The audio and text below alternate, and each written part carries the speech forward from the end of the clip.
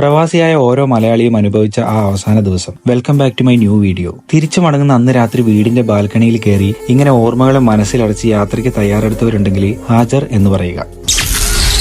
സമയം രാവിലെ 9 മണി. അനുമോനെയും കൂട്ടിയിട്ട് ടൗണിലേക്ക് ഒരു ചായ കുടിക്കാൻ വേണ്ടി ഇറങ്ങി. ടൗണിൽ നിന്ന് തന്നെ കൊണ്ടുപോകാനുള്ള ബീഫും പിന്നെ വേറെ കുറച്ച് ഐറ്റംസും വാങ്ങി.